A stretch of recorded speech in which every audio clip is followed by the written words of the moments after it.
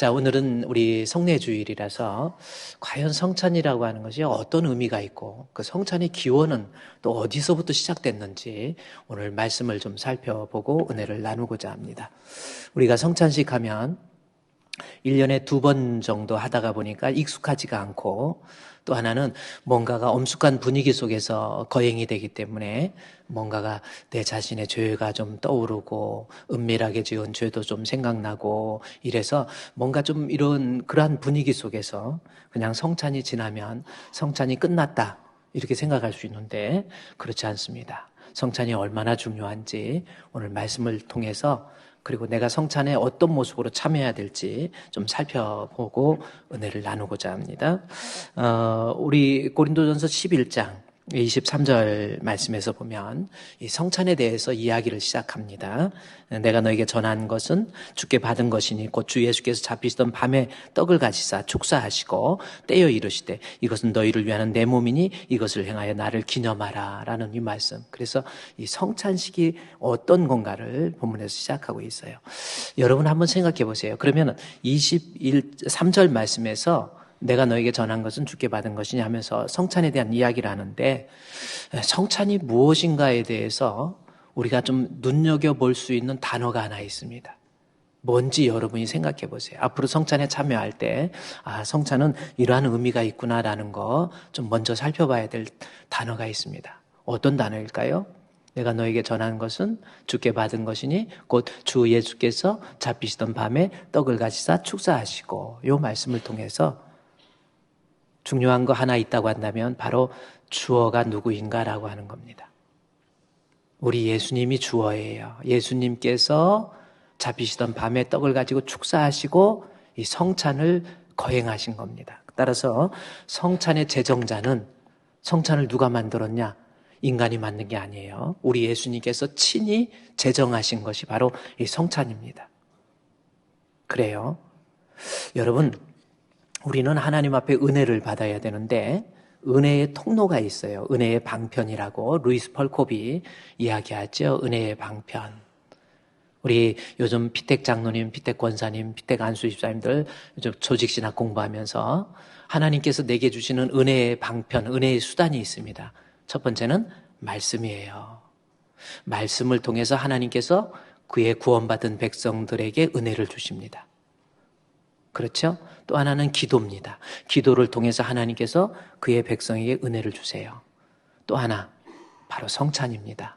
성찬을 통해서 구원받은 하나님의 백성에게 은혜를 주신다라고 하는 겁니다. 칼빈과 같은 사람은 이 성찬에 대해서 뭐라고 표현하냐면 눈에 보이는 복음이다 이렇게 표현하고 있어요. 눈에 보이는 복음이라는 거예요. 그만큼 중요한 것이 바로 이 성찬이라고 하는 겁니다. 따라서 이 성찬이 너무 중요하기 때문에 예수님에 의해서 초대교회가 설립되고 난 다음에 예수님 이 교회에서는 모일 때마다 성찬을 행하게 됩니다. 그래서 본문에서도요, 17절 말씀에서도 여기 고린도 교회의 모임이라는 것이나 너희의 모임이 유익되지 못하고 성찬의 의미를 잘못 생각하니까 모임 자체가 유익이 없다라는 거지요. 그래서 모임이 나오지요. 18절 말씀에서도 너희가 모일 때에 18절 말씀에 모일 때 모임에 대한 이야기가 나옵니다. 그리고 19절에서도 또 20절에서도 그런즉 너희가 함께 모여서라고 하는 거예요. 그래서 초대교회는 우리 주님 앞에 예배 드리기 위해서 모일 때마다 성찬을 행했던 거예요. 물론 그때는 성찬과 예찬을 겸했지요. 요즘에는 성찬과 예찬을 따로 드리지만 옛날에는 음식을 먹을 때 예수 그리스도의 십자가의 죽으심을 기념했던 이 성찬식. 그래서 예배 때마다 성찬식이 행해지고 있었다라는 겁니다.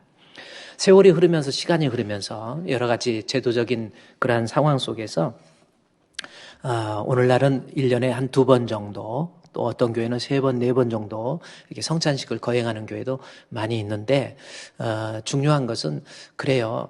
매 시간마다 매 예배 때마다 성찬을 할 수 없지만 성찬을 대하는 의식에 있어서는 정확해야 됩니다. 내가 어떤 마음의 자세로 성찬을 참여해야 될 것인가라고 하는 것 이것을 알아야 된다라는 거죠. 그래서 본문에서 28절 말씀에 한번 성경 보십시오. 고린도전서 11장 28절에 내가 전한 것은 주께 받은 것이니 해서 주님이 주어다. 우리 예수님이 만드신, 우리 예수님이 제정하신, 그래서 우리가 성도에게서 은혜의 방편이 이 성찬이라는 것이 너무너무 중요하다라고 하는 것을 우리가 알 수 있고요. 그 다음에 밤에 또 24절에 축사하시고 떼어 이르시되 성찬에 참여하는 자세가 어떤 자세여야 될 것인지 이야기하고 있죠. 24절에서 여러분이 보십시오. 축사하시고 떼어 이르시되 이것은 너희를 위하는 내 몸이니 이것을 행하여 나를 뭐하라고 그랬어요? 기념하라. 19에 또 그와 같이 잔을 가지시고 이르시되 이 잔은 내 피로 세운 새 언약이니 이것을 행하여 마실 때마다 나를 뭐하라? 기념하라. 그러니까 여러분이 성찬의 기원은 우리 주님이 직접 제정하신 거기 때문에 우리가 은혜를 받기 위해서 성찬이라는 것은 너무나도 중요한데 성찬에 참여하는 우리의 모습은 우리 주님을 나를 기념하라 그랬지요. 그래서 우리 주님을 기념하는 예식이 바로 성찬의 예식이고요. 따라서 우리는 성찬에 참여할 때 우리 주님을 기념하라라고 하는 겁니다. 그러면 우리가 기념하라 그러면 우리 머릿속에서 그냥 메모리얼 하는 거 이 정도로 이렇게 하는데 이 기념이라고 하는 것이 헬라어에 보면 아남네시스라는 단어를 썼어요. 이 아남네시스라고 하는 단어는 우리말로는 기념하라라고 하지만 기억한다, 회상해낸다 라는 거예요. 잊지 않고 회상해내는 거예요. 이것이 바로 아남네시스라고 하는. 그러면 무엇을 기억하고 회상하라는 건가요? 오늘 본문 11장 24절 말씀에 보면은 무엇을 기념하라고 그랬는지 보십시오. 축사하시고 이르시되 이것은 너희를 위하는 내 몸이니 이것을 행해서 나를 기념하라 그랬잖아요. 나를 기념하, 우리 예수님을 기억하고 회상하라는. 뭘 기억하는가 봤더니 너희를 위한 내 몸 이겁니다.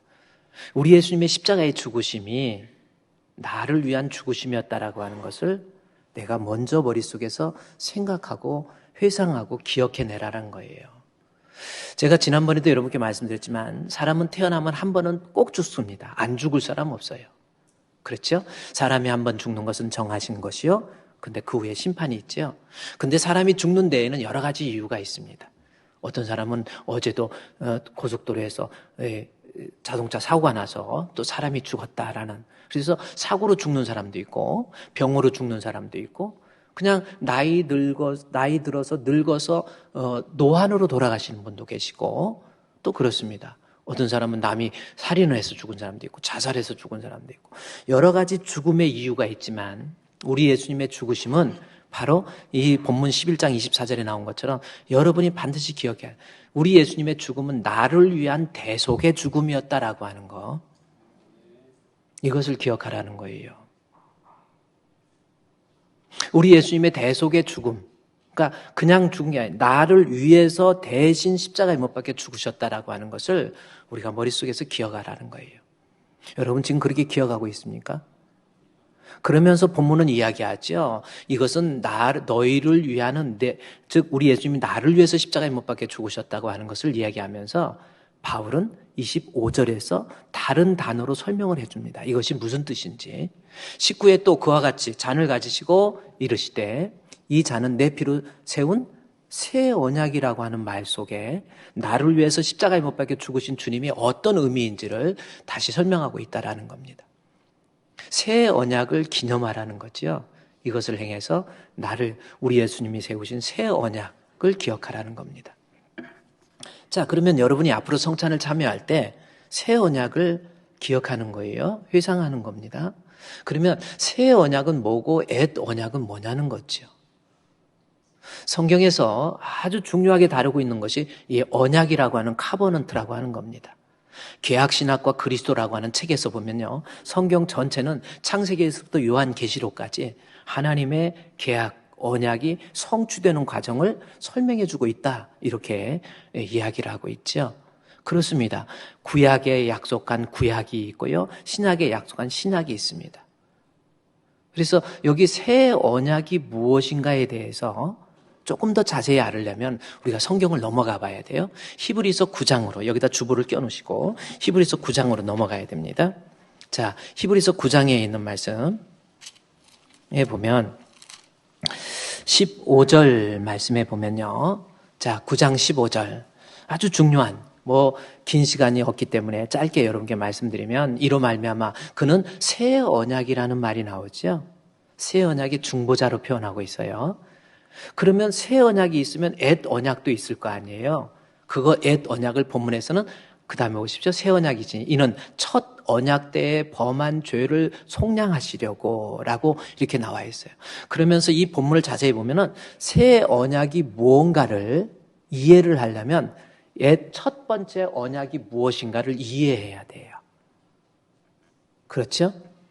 옛 언약, 구 언약, 새 언약. 그러니까 새 언약의 중보자로서 우리 주님이 표현하고 있는데 새 언약을 이해하려면 옛 언약, 첫 언약이 무언가를 알아야 됩니다. 그래서 바울은 물론 히브리 기자가 바울이라고 하는 것은 확정질 수 없지만 이 성경에 히브리 기자가 9장에 앞서서 히브리서 8장에 가면요. 여러분 8장 9장에서 하나님의 새 언약과 옛 언약을 비교해 가면서 입체적으로 새 언약의 중보자 되신 예수 그리스도가 어떤 분인가를 설명해 주고 있거든요.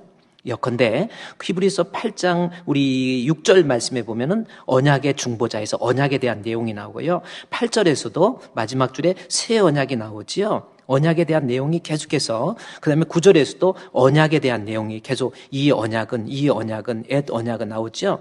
그다음에 또 13절에서도 새 언약이 나오고요. 그렇죠. 9장에 가서도 쭉 내려가다 보면은 15절에서도 새 언약이에요. 그래서 히브리 기자가 8장, 9장을 통해서 언약이 무엇인가를 아주 잘 설명해 주고 있다라는 겁니다. 제가 일전에 여러분께 말씀드렸지만 구약은 그림이라고 한다면 제가 신약은 그 그림에 대한 설명이라고 여러분께 말씀을 드렸지요. 구약의 레위기를 하나의 그림으로서 우리에게 하나님이 설명해 주고 있다고 한다면 구약에서 보여준 그림을 신약에서는 이 설명을 통해서 우리에게 설명해 주고 있는 거예요. 그래서 이 언약이라고 하는 것도요.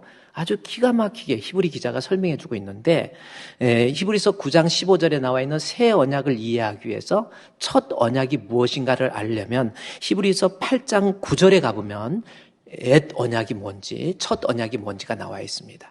보세요. 주께서 이르시되 이 언약은 해서 여기서 이 언약이라고 나와 있는데 이 언약이 앞에 나와 있는 첫 언약을 얘기하는 거예요.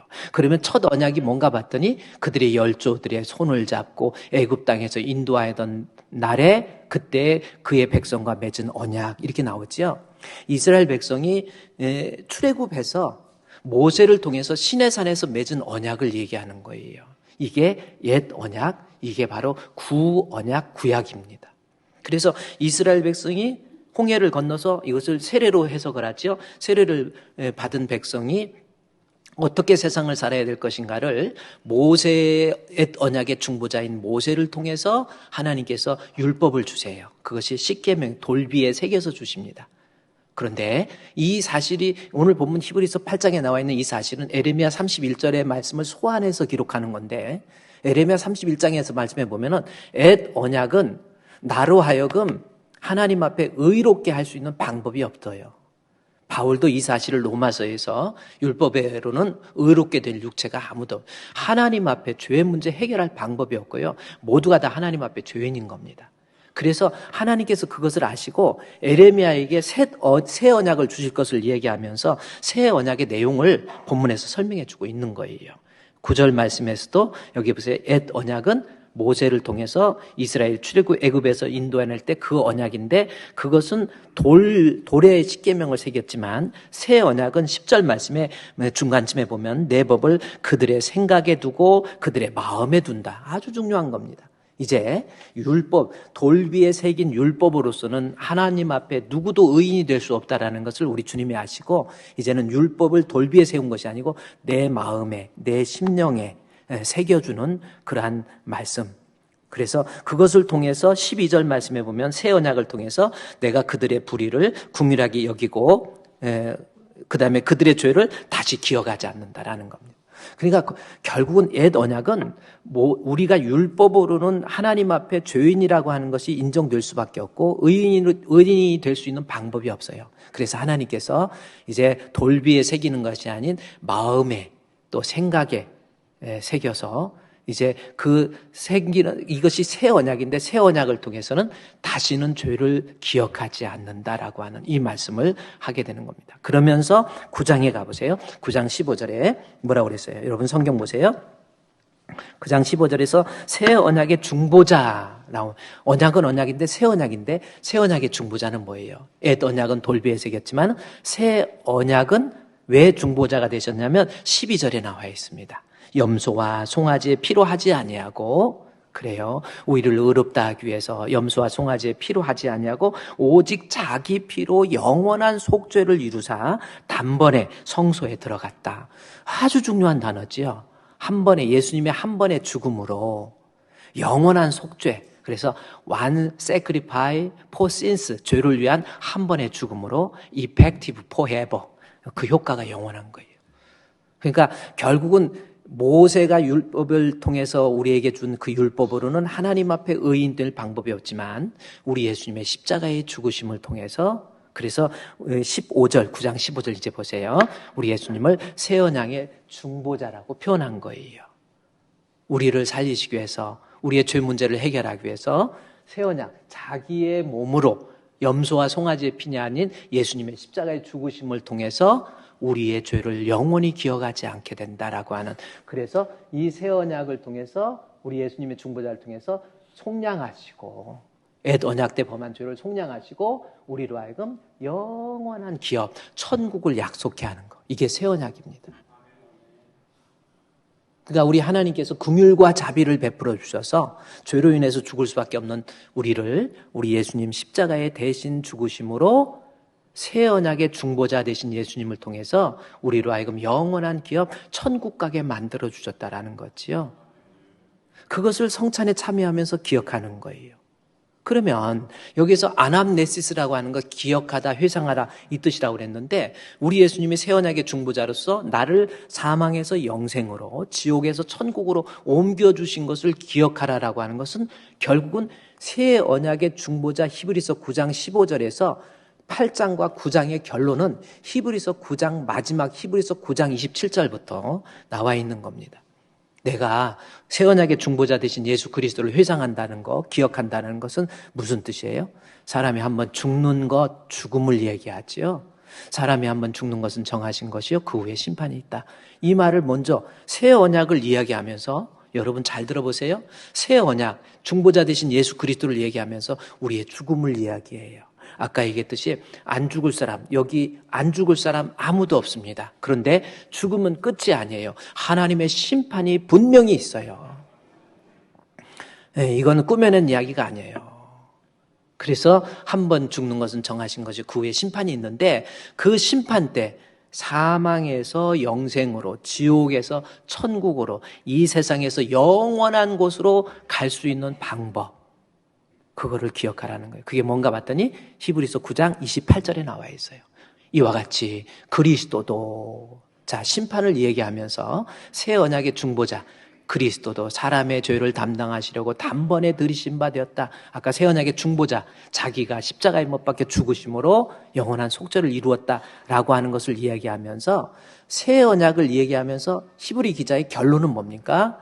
구원에 이르게 하기 위해서 죄와 상관없이 자기를 바라는 자에게 두 번째, 천국에서 영생 복락. 뭐예요? 새 언약의 결론은 뭡니까? 자기를 바라는 자가 두 번째, 즉 천국에서 우리 주님과 함께 영생 복락을 누린다라는 거예요. 그러니까 여러분, 우리가 여기 성찬에 참여하면서 나 살리기 위해서 대신 새 언약의 중보자로서 십자가에 못 박혀 죽으신 예수님을 내가 회상하고 기억하고 우리 예수님 앞에 감사하고, 그 모습이 아남네스의 모습은 결국은 뭘로 나타나냐면 새 언약의 중보자신 예수 그리스도를 바라는 모습. 그러면 이 바라는 게 뭐예요? 여러분이 이 히브리서 중간만 봐서 그렇지, 이제 계속 이 히브리 기자가 성경을 이어가면서 9장, 10장, 11장에 가보면 바란다라고 하는 것이 무슨 뜻인가 나와 있습니다. 11장 1절에서 믿음장이지요. 믿음은 뭡니까? 결국 바라는 건 이 바란다라는 뜻이에요. 그래서 히브리서 9장 27절에서 나를 바라는 자, 새 언약의 중보자 되신 예수를 나의 주로 내가 바란다, 믿는다, 의지한다, 본다, 뭐 이러한 그런. 그래서 예수 믿는 믿음, 이게 바라는 모습이에요. 예. 여러분이 이 성찬에 참여할 때 그냥 분위기에만 압도될 것이 아니라 나의 죄를 없애기 위해서 새 언약의 중보자 되신 우리 예수님 은혜를 생각하면서 내가 결국 나도 죽게 되는데 내가 죽을 때 그때까지 믿음을 과연 지킬 수 있는 건지, 아니면 믿음도 없이 교회만 습관적으로 다니고 있지는 않는지, 이것을 점검하고요. 결국은 바울이 기억하라라고 하는 것은 무슨 기념하라, 이 기억하라라고 하는 것은 결국은 내 믿음을 굳건하게, 그리스도를 향한 내 믿음을 굳건하게 붙잡아서 죽을 때까지 믿음 안에서 살다가 믿음 안에서 죽으라라고 하는 것, 그것을 다짐하는 것이 성찬입니다. 여러분, 죽을 때 잘 죽으라고 그랬죠? 태어나는 것도 중요하지만 죽을 때 잘 죽어야 돼요.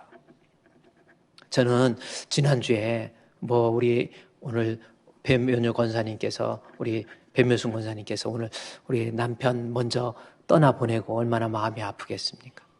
근데 우리 남편 되시는 분은 우리 교회에 4년 전에 등록을 하셨어요.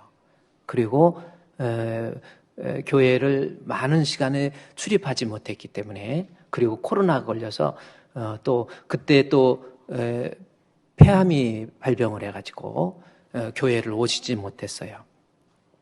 그래서 한 4년 정도, 한 3년 정도 코로나 지났죠. 그래서 3년 정도 지나고 보니까 제 기억 속에서도 목회자로서 좀 더 기억을 했어야 되는데 자꾸 잊어버리게 되는 그러한 경우도 없지 않아 있었다라는 겁니다. 그래서 3년 지나면서 또 어떠한 그 많은 시간 같이 신앙생활 안 했기 때문에 그냥 거의 잊어버린 것 같아요. 그런데 놀라운 것은 그분이 지난 화요일 날 돌아가시기 전에 4일 전에 갑자기 제가 새벽에 기도하는데 생각이 나는 거예요. 그분이 생각이 나는 거예요.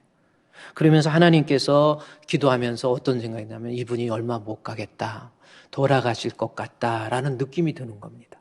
그래서 안 되겠다 해서 우리 부목사님한테 갑자기 연락을 해갖고, 부목사님 우리 신방 갑시다. 아무래도 이분 돌아가실 것 같아. 그래가지고 부목사님한테 11시에 신방 가더라고, 아침에. 그래서 신방 갈 준비 다 해가지고 이제 신방 가려고 하는데 마침 교회에 우리 장로님 2분도 오셔가지고, 장로님들 빨리 신방 갑시다 해가지고 모시고 가서 신방 갔어요. 4년 만에 이렇게 보는 얼굴. 그래 이렇게 가서 했는데, 손을 잡는데 이 폐암의 고통 속에서 이렇게 누워 계신데 손을 잡는데 저도 모르게 눈물이 나더라고요. 내가 하나님 앞에 주의 종으로서 조금 더 살폈어야 되는데 하나님 죄송합니다 이러면서, 그러면서 제가 손을 잡고 기도하면서, 하나님께서, 저는 설교할 때 미리도 준비하지만 기도하면서 이 집에 하나님께서 주시는 말씀이 무엇일까라는 것을 생각해서 거기에서 조제해서 말씀을 드리는 경우가 많이 있어요. 근데 기도하는데 보통 환자들 침방하면 하나님 이 고통에서부터 면케해 주시고 생명을 연장해 달라는 그러한 기도가 나오는데, 얼굴은 건강하게 보이는데 그 기도가, 그 말씀이 생각이 안 나고, 그때 로마서 15장 13절 소망의 하나님은 모든 기쁨과 평강을 믿음 안에서 넘치게 해주신다, 이 말씀을 제가 전해드렸어요. 손을 잡고 우리 이용재 성도님, 믿음 안에 거하게 되면 우리 하나님께서 이 땅에 살 때 기쁨, 여기서 기쁨이 뭐냐 한 거 봤더니 그 앞절에 나와 있어요. 위로해 주신다라는 거예요. 내가 믿음 안에서 살면 분명한 게 있습니다. 이 땅에 살면서 이런 일 저런 일, 이 세상에 근심된 일, 아픈 일, 괴로운 일, 눈물 나는 일, 이런 일 저런 일 분명히 있습니다. 그러나 소망의 하나님은 믿음 안에 있는 자에게 위로가 있어요. 그래서 집사님, 믿음 가져야 그리스도의 위로가 있습니다. 그랬더니 아멘.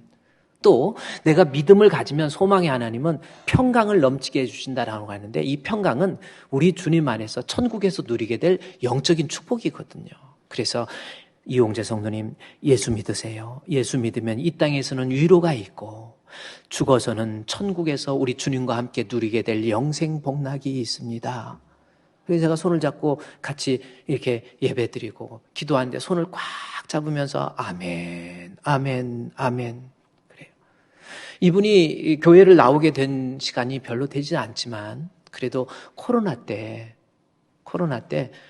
유튜브로 계속 말씀 듣고 그런데 마지막에 돌아가실 때 때문에 그러니까 아멘, 아멘 그러더라고요.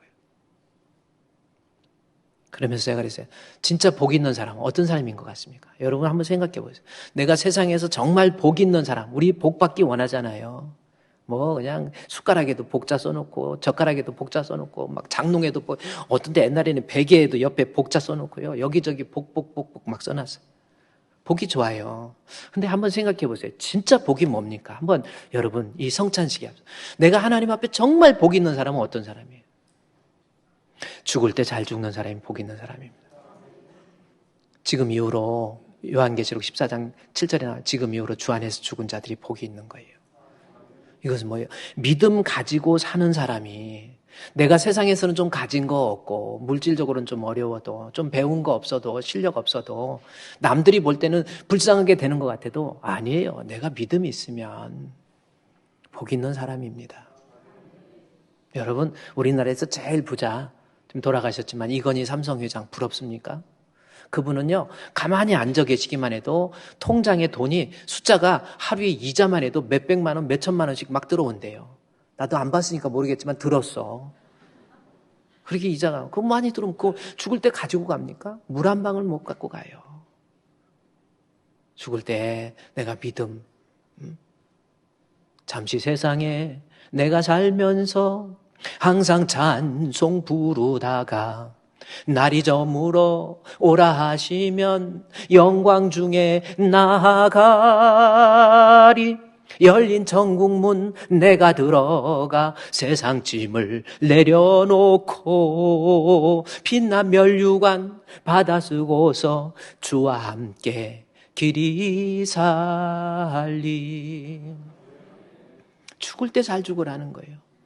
그분은 예수 믿은 지 이용재 성도님 예수 믿은 지 얼마 안 됐지만 그래요 한 4년 정도밖에 안 된 것 같아요. 그런데 그 아픔을 통해서 예수를 나의 구주로 영접하고 그래서 보면서 이게 복이 아닌가라는 겁니다. 그렇잖아요. 그게 복 있는 죽음이에요. 가서 신방할 때 절대 살려달라 이런 하나님 정말 예수 잘 믿으세요. 예수 믿으세요. 그리고 왔는데 가고 난 다음에 우리 권사님이 그래요. 목사님 가시고 예배 드리고 난 다음에 정말 거짓말처럼 이 숨 쉬는데 답답함도 없고 편안하게 얼굴이 애기 피부처럼 뽀얗게 되면서 지난 화요일 날 새벽에 여보 고마워 나 잘 놀다 갈게. 여러분 죽을 때 무슨 말하고 죽을 거예요? 지금 살아있을 때 아내한테 잘해주세요. 남편한테도 좀 잘해주세요. 나중에 돌아가실 때는요 부부밖에 없어요. 여보 고마워 사랑해 이러고 가야지. 아이고 이 왼수가 너 죽어가는 입장에서 아이고 이 왼수 같은 거 인제 죽네 구시는 뭐하나 막 이래. 그러면 안 돼요. 죽을 때 여보 고마워 나 잘 놀다 간다. 그리고 나 먼저 천국 갈게. 여러분 이 성찬에 참여할 때 새 언약의 중보자 뭡니까? 새 언약은 다시금 죄를 기억하지 않는다고 하나님이 약속하신 거예요. 그런데 그 죄를 기억하지 않기 위해서 중보자 되신 예수 그리스도예요. 예수 그리스도께서 염소와 송아지 피로 하지 아니하고 자기 피로 십자가에 못 박혀 죽으셔서 나를 사망에서 영생으로 지옥에서 천국으로 옮겨주신 그 예수의 메시아 되심에 대한 그 믿음이 굳건해지는 거 이것이 성찬의 예식이 되어야 돼요. 교회 다니면서 아무 생각 없이 다니고 그러지 마세요. 성찬에 참여할 때도 내가 믿음이 좀 연약해지지는 않았는지 예수 그리스도를 잊어버리고 있지는 않는지 하나님 잘못됐습니다. 하나님 좀 더 굳건한 믿음 가지고 내가 이제는 믿음 안에서 살겠습니다. 이걸 다짐하는 시간이 바로 성찬의 시간이라고 하는 겁니다. 계속해서 이제 또 하나만 더 기억하세요.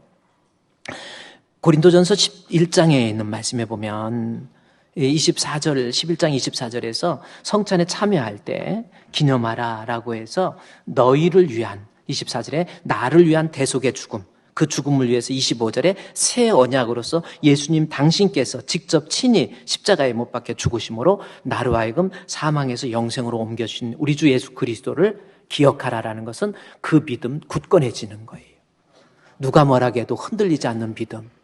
이거저거 이단에 넘어가고 그런 짓 하지 마세요. 하나님 앞에 굳건한 믿음. 예수 그리스도, 내 인생을 앞으로 건축해 갈 때 하나님, 나 예수 믿는 믿음, 굳건한 반석이시니 그 위에 내가 서리라. 그 위에 내가 서리라. 예수에 대한 신앙의 믿음. 그래요. 인생은요, 아무리 금으로 짓고 다이아몬드로 지어도 그 반석이 모래에 위면 의미가 없는 거예요. 내가 아무리 훌륭해도 예수 믿는 믿음 없이 내 인생이 세워졌다? 지혜 없는 자입니다. 조금 지푸라기로 내 집을 지었을지언정, 내가 좀 가진 것 없고 의지할 데 없고 좀 못 배웠어도 부족해도 예수가 나의 소망이 되시고 생명이 되시면 그 사람이 인생 잘 산 거예요. 믿음 굳건하게 하는 겁니다. 하나만 더 기억하십시오. 그 다음에 25절, 6절 말씀해 보면 이 떡을 먹으며 이 잔을 마실 때마다 죽으심을 오실 때까지 전하는 것이다. 물론 이 전한다라고 하는 것은 제가 시간적으로 조금 더 스킵하고 싶고요. 물론 이 존 오웬이라고 하는 사람이 있습니다. 우리 17세기 청교도의 혁명가라고 할 만큼 청교도적인 신앙을 가지고 아주 그분의 책 중에서 기념하라는 책이 있어요. 그 나를 기념하라라고 하는 책입니다. 존 오웬이라고. 저분이 아주 이 존 웨슬레에게도 큰 영향을 주고요. 아주 대단한 분이죠. 1600, 이분은 원래 1500년도에 1650년도에 그 나중에 헨리 스쿠걸이라고 하는 사람이 있어요. 이 사람에게 아주 지대한 영향을 미쳐요. 헨리 스쿠걸이 인간의 영혼 속에 있는 하나님의 생명이라고 하는, 진짜 신앙이 뭔지, 이 관념론적인 개념에서 넘어서 영으로 계신 우리 예수님을 내 안에 모실 때 그 사람이 진짜 신앙인이 된다라고 하는, 근데 그분에게 큰 영향을 미친 사람이 바로 존 오웬입니다. 미친 사람 아니고 큰 영향을 미쳤다는 거지, 미친 게 아니에요. 그래서 그 책에서 이 성찬을 얘기하면서 성찬에서 두 가지입니다. 하나는 회상과 선포예요. 예수가 그리스도 되심에 대해서 선포하는 거. 이것이 우리 성도가 가져야 될. 그래서 나만 예수 믿고 이 땅에 살면서 그냥 나 자유 얻었네, 너 자유 얻었냐, 우리 모두 자유 얻자 해갖고 우리끼리 좋아하고 이거 아니에요. 진정한 성찬에 참여한 사람은 나를 구원해 주신 우리 주 예수 그리스도에 대한 믿음을 굳건하게 붙잡고요. 나가서 어떻게 합니까? 26절에 26절 한번 볼까요? 같이 읽을까요? 시작. 너희가 이 떡을 먹으며 이 잔을 마실 때마다 주의 죽으심을. 아멘. 여러분, 주의 죽으심을 오실 때까지 전하는 거예요. 여러분 한번 생각해 보세요. 내가 가지고 있는 신앙을 통해서 내가 또 다른 생명을 잉태했습니까? 한 명이라도 전도했습니까? 좀 더 쉽게 얘기하면. 아니, 나 때문에 성도들 실족시키지는 않았습니까? 이 성찬 앞에 한번 생각해 보세요. 이 앞에 고린도전서 11장 앞에 나오는 교회 분쟁, 파당, 이거로 인해서 교회가 문제가 생겼을 때 성찬 얘기하거든요. 교회에서는 쓴뿌리 되면 안 돼요. 내 자존심도 좀 죽이고 내 혈기도 좀 죽이고 내 생각도 좀 죽이고 죽음 없이 부활 없어요. 예수 믿는다라는 건 뭡니까? 제가 일전에 이분이 얘기했죠. 세례라고 하는 것은 장례식이다. 세례식은 장례식이라니까요. 내가 죽어야 예수가 사는 거예요. 그래서 여러분 성찬에 참여하면서 나의 옛사람의 모습은 십자가에 못 박고 그 다음에 예수 그리스도 되심에 대한 확고한 믿음을 가지고 복음 전하는 거예요. 여러분 지금 우리 주품으로 가는 길 6월 전반기 때 주품으로 가는 길 어떻게 하고 있습니까? 그래서 6월 전반기 때 6월 마지막 주일에 25일 날입니다. 6월 25일 날 우리 성도들 외부에서 강사 모시고 좀 제가 기독교 연합회에서 정광훈 목사님 장경동 목사님 모시고 집회를 한다고 그래서 제가 사실 그랬어요, 여러분. 저는 우리 교회를 절대로 정치적인 색채가 입혀지지 않았으면 좋겠어요. 칼빈이 얘기했던 것처럼 교회와 정교 분리의 원칙이 우리 교회에 살아있지 않습니까? 저는요, 이 자리에서 뭐 여당, 야당 이런 거, 뭐 그런 거 나는 그렇게 따지고 싶지 않아요. 예수님 한 분이면 충분하지 않습니까? 근데 제가 연합회 회장이 됐는데 3년 전에 강사가 정광훈 목사, 장경동 목사님으로 정해졌다라는 거예요. 그래서 저는 사실 장경동 목사님 뭐 개인적으로 좋다 나쁘다 이런 걸 말하고 싶지는 않고요.